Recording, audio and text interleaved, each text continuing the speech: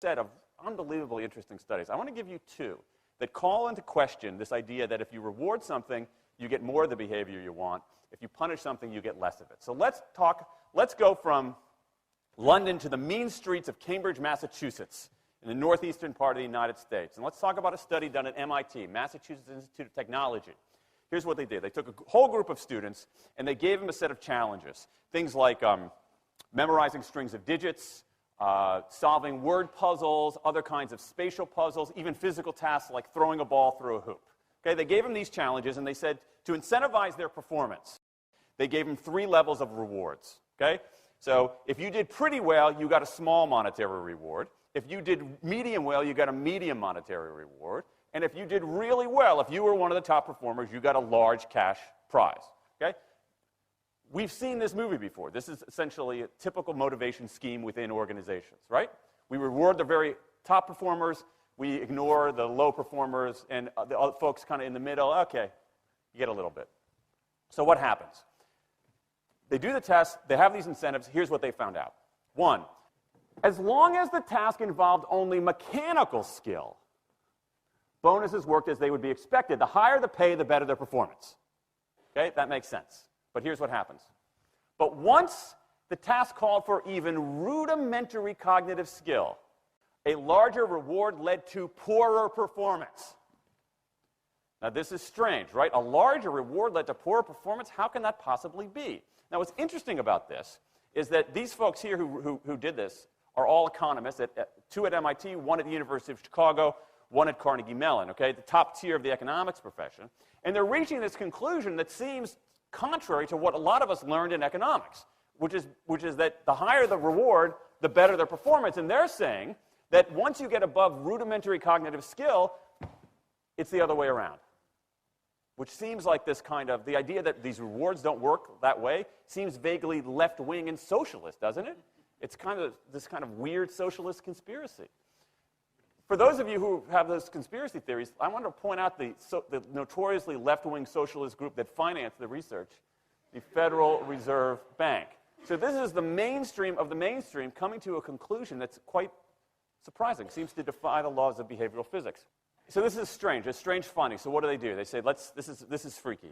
Let's go test it somewhere else. Maybe that $50 or $60 prize isn't sufficiently motivating for an MIT student, right? So let's go to a place where $50 is actually more significant relatively. Right? So let's take the experiment. We're going to go to Madurai, India, rural India, where $50, $60, whatever the number was, is actually a significant sum of money. So they replicated the experiment in India roughly as follows. Small rewards, the equivalent of 2 weeks' salary. Small performance, low performance, 2 weeks' salary. Medium performance, about a month's salary. High performance, about 2 months' salary. Okay, so those are real good incentives. Okay, so you're going to get a different result here. Well, what happened, though, was that the people offered the medium reward did no better than the people offered the small reward. But this time around, the people offered the top reward. They did worst of all. Higher incentives led to worse performance.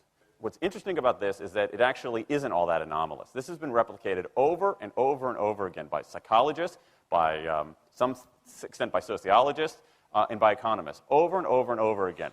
For simple, straightforward tasks, those kinds of incentives, if you do this, then you get that, they're great. For tasks that are algorithmic, set of rules where you have to just follow along and get a right answer, if-then rewards, carrots and sticks, outstanding. But when the task gets more complicated, when it requires some conceptual, creative thinking, those kinds of motivators demonstrably don't work. In fact, money is a motivator at work, but in a slightly strange way. If you don't pay people enough, they won't be motivated.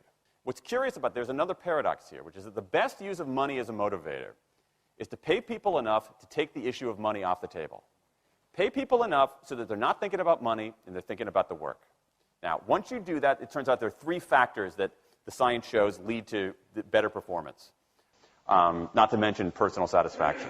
Autonomy, mastery, and purpose. Autonomy is our desire to be self-directed, to direct our own lives. Now, in many ways, traditional notions of management run afoul of that. Management is great if you want compliance, but if you want engagement, which is what we want in the workforce today as people are doing more complicated, sophisticated things, self-direction is better. Let me give you some examples of this. almost radical forms of self-direction in the workplace that lead to good results. Let's start with this company right here, Atlassian, an Australian company. It's a software company, and they do something really cool. Once a quarter on a Thursday afternoon, they say to their developers, for the next 24 hours, you can work on anything you want.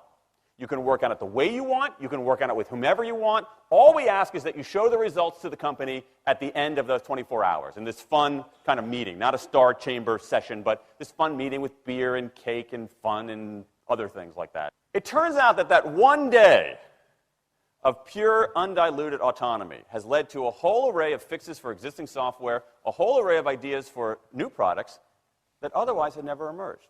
One day. Now, this is not an if-then incentive. This is not the sort of thing that I would have done 3 years ago before I knew this research. I would have said, you want people to be creative and innovative? Give them a freaking innovation bonus. If you can do something cool, I'll give you $2,500.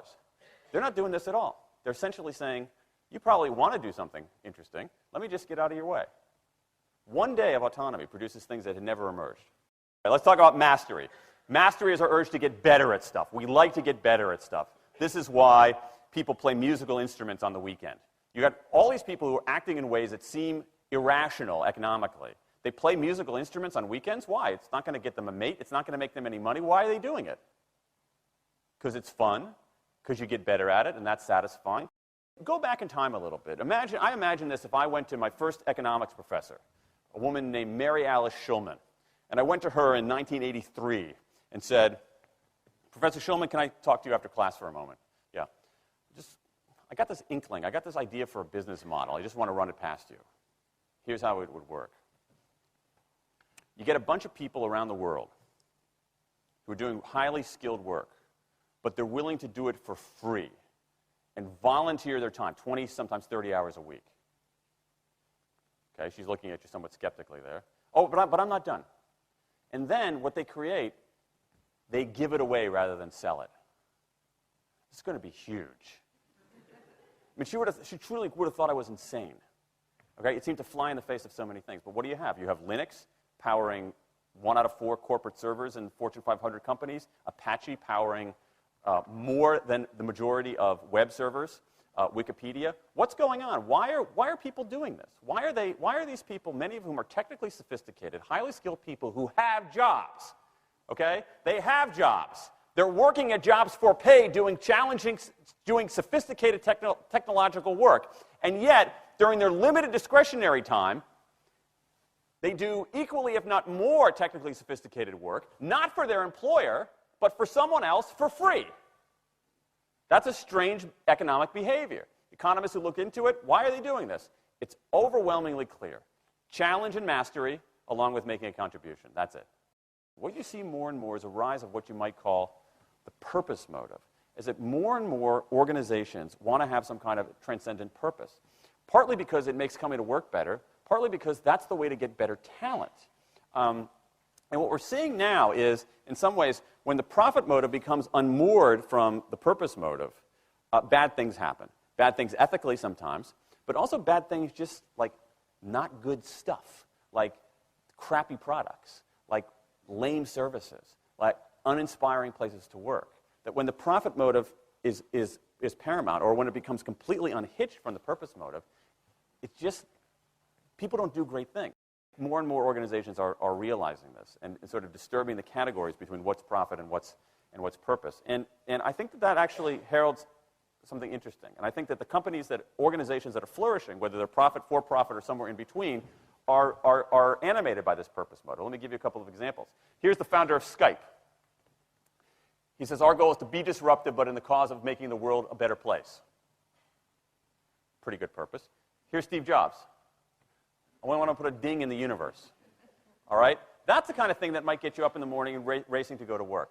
So I think that, that we are purpose maximizers, not only profit maximizers. I think the science shows that we care about mastery very, very deeply.